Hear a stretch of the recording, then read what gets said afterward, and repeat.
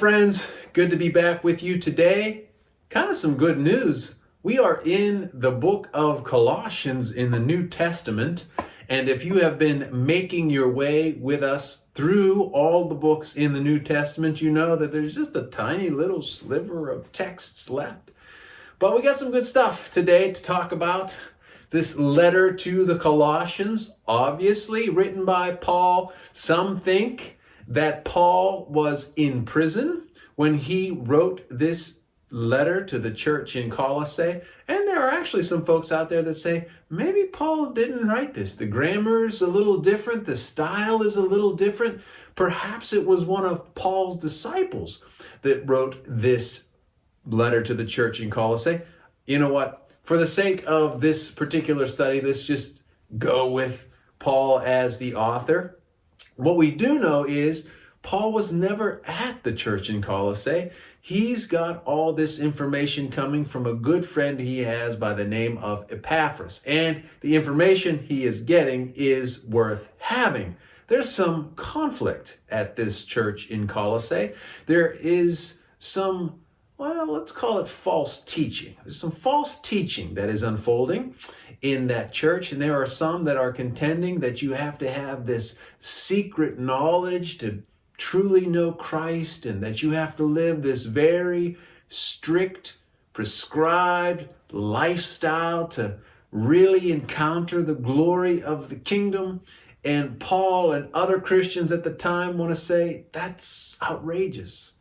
We know this from all these other letters. What do we need to truly experience the love of Christ? Faith, grace, an awareness of how God is working in the world. So Paul is actively engaging these false teachers, and he's proving them wrong, and he's trying to get them out of this church so that all of these good people there in Colossae can get back on track. There's another cool thing happening here in the book of Colossians. It starts in chapter 3, toward the end of chapter 3. We get something called a household code. Now, we have not talked about household codes just yet, but be aware, this is an important part of the New Testament. And in these household codes, what we have is a teacher, in this case, Paul, writing about how it is that we are to interact with our family members. So check it out, because in this particular chapter, there is some language about how young people are to interact with their parents. And obviously, it's calling us to be very, very respectful. But by the same token, there's also some language in here that reminds parents that we need to be tender with our children. So there's this beautiful little balance that takes shape in these encouragements, in this household code that is written in the book of Colossians. See, the New Testament is just absolutely filled with all this interesting stuff. And finally, here in the book of Colossians, I would remind you that the emphasis definitely is upon Christ. And more importantly, in this book, Paul suggests that Christ is the very image of God. That Jesus is the visible manifestation of the invisible God that we have not seen. Now, this is really, really important, because Paul wants to suggest that we can know God by knowing Jesus.